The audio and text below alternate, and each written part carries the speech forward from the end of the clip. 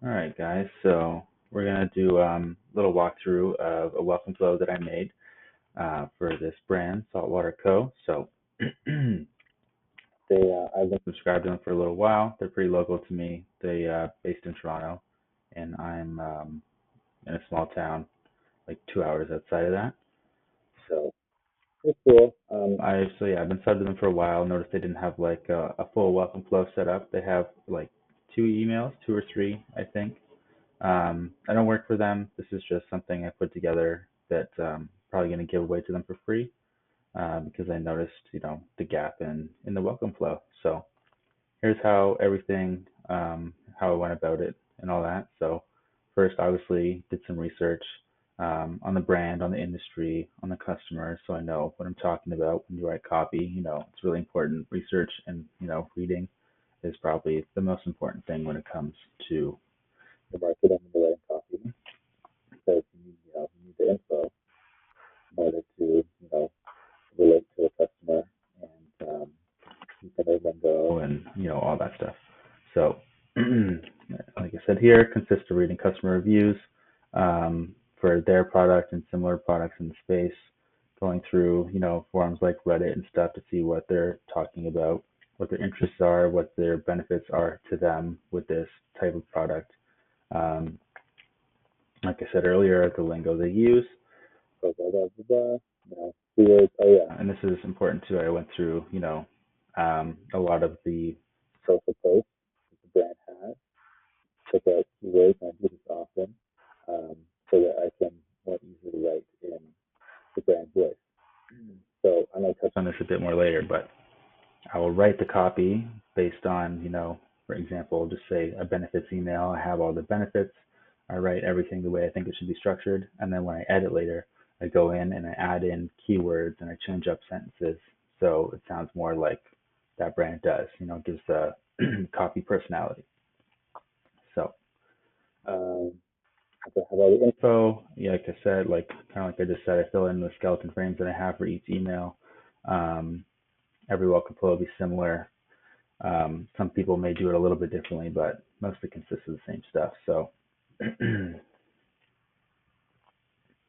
I have everything laid out here, like my frame and all that for my welcome flow. So if you want to take bits and pieces of that, you can. I'm not going to go through it all now, but if you want to pause and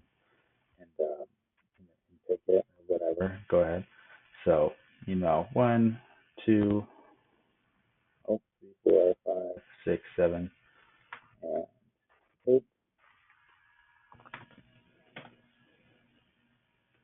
And then we'll get to the um, actual emails for this guy.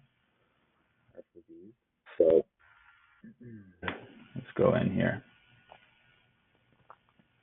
So this is our email one.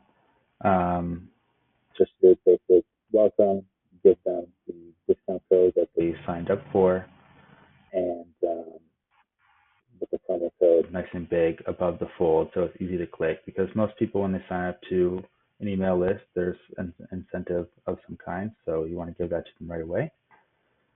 So hey there, team members in here. It's nice to know that Figure from the founder, the owner and stuff, makes it personal. Thanks for joining the family. We're so happy to have you. Being nice and enthusiastic, being happy that they're there, telling them a little bit what the brand is about and then what they can expect. It's nice and short, nothing too long, and then call to action again at the bottom in case they didn't click it at the top and they don't have to scroll all the way back up. So, and this design here, notice we kind of go from biggest to smallest. The headline always wants to be, copy wants to be bigger, and then you go to your subheading if you have one that's a little bit bigger and a little bit smaller, and then your body copy, which is the smallest, and then your call to actions are usually the biggest thing on the screen because it's the most important. That's the point of the email. You want people to click and buy something. So um, I originally had this one as my first version, and I eventually cut out some of the fluff. So I just wanted to show what that looks like.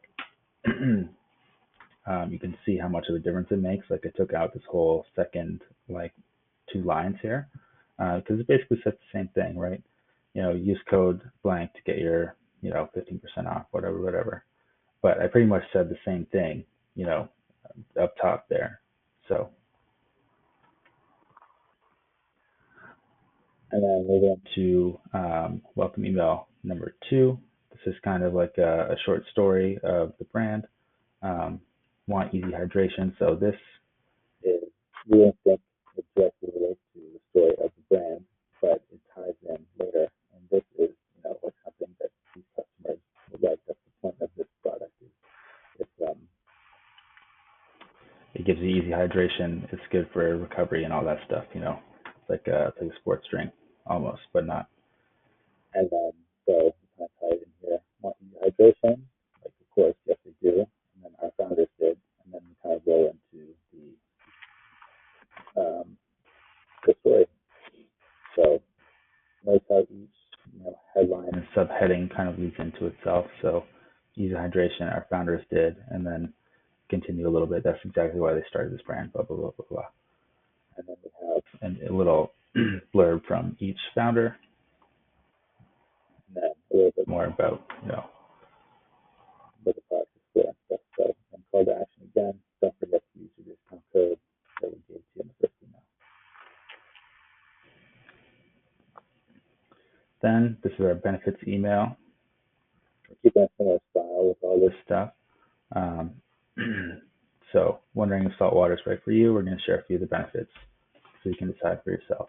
And then we basically just list off all of the main benefits of the product. And then like the main one at the bottom, which is drinking salt water means you feel and move better every day. Call to action again. So this is like an overview of all the benefits, what's good to do in like your campaigns and stuff, or if there's one benefit that sticks out more than the others that your customers care about, do want to send out email about that, either throughout your campaigns, but also in your welcome flow. Like say they really cared about improved skin and electrolyte balance. That's something, or just improved skin, let's say. That's something you get a lot of feedback on. Lots of customers like that about your product because I think it helps with that. You can put that, make an email just about that one benefit in your welcome flow because now that it's the most important. And then you can really focus on it and go in depth and then build that persuasion and desire off of that one. And yeah, so I didn't go into a lot of depth with these in this email. You just want it to be nice and brief. They can skim through, and then like the main benefit is here at the bottom that they can easily read. And then this one is an email. I just changed up the design a little bit. Added this little thing just to make it a little less boring. Change the background color. And then this one I think is just like a value add email. Is that what I had it as? I think so. So you want to kind of educate your customer a little bit, or your potential customer, about the product and what it's good for, so they can visualize using it.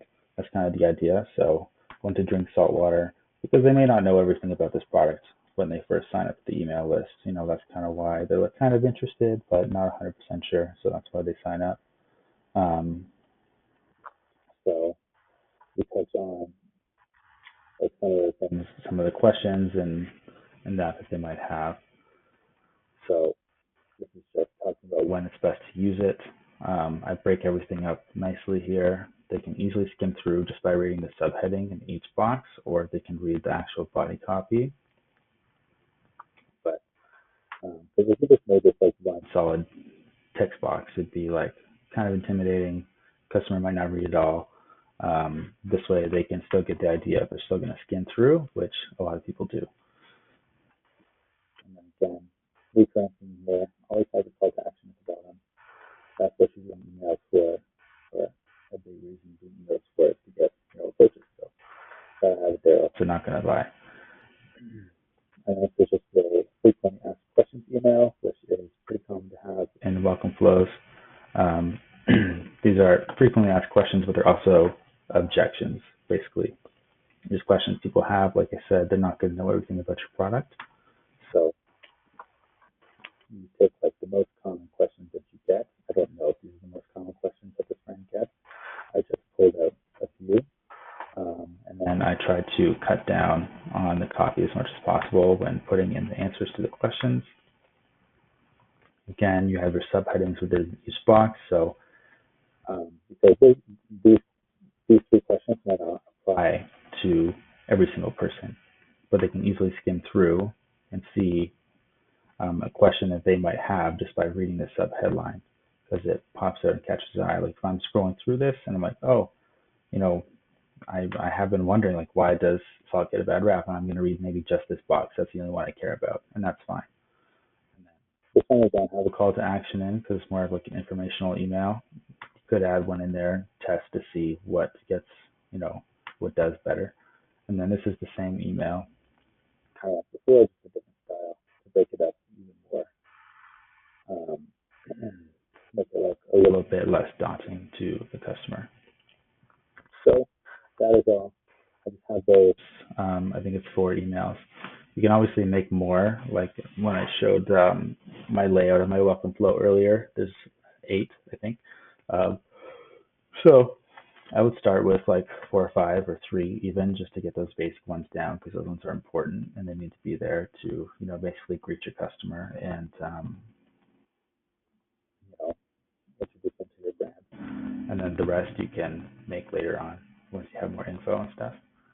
So I think I had a little section on uh,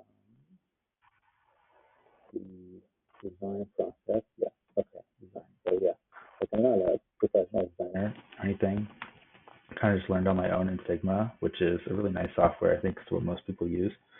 Um, and so the designs are pretty simplistic.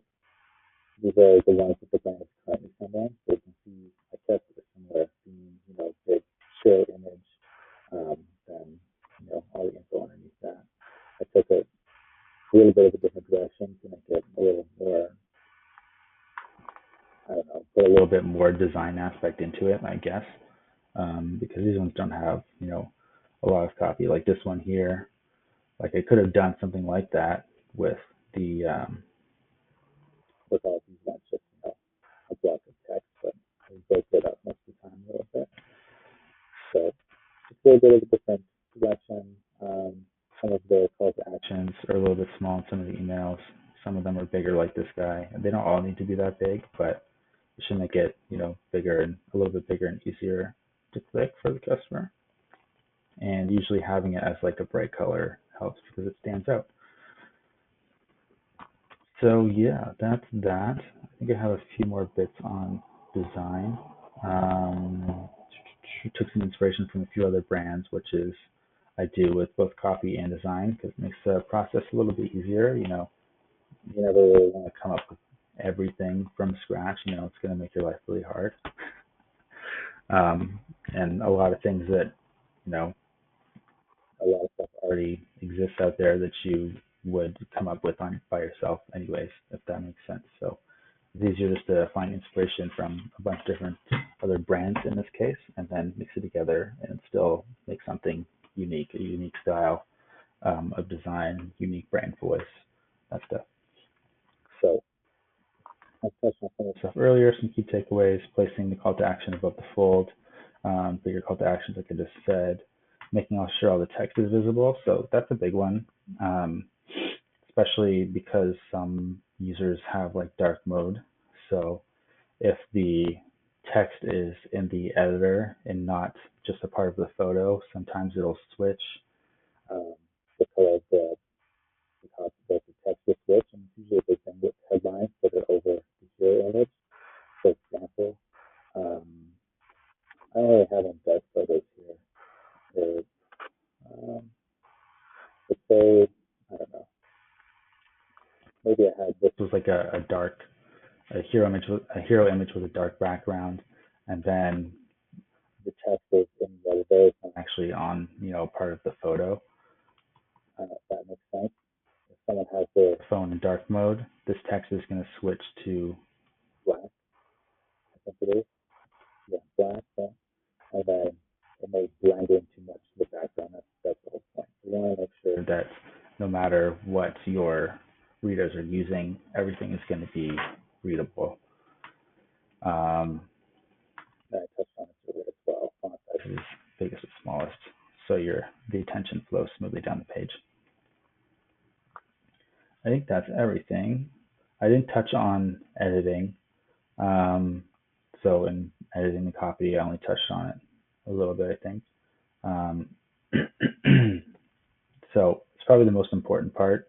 That's where everything gets refined. So basically, what I do, like I said earlier, do a bunch of research, have my skeleton frame, dump all the information in there, and then you go through and you edit and you refine everything.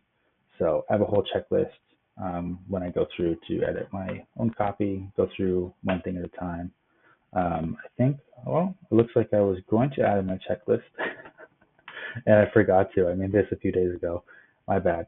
So maybe I'll add that in there right now. All right, so I just added that in. So this is just a quick checklist for you. When I go my copy, go through that. So I kind of go through one thing at a time, check everything off, make sure,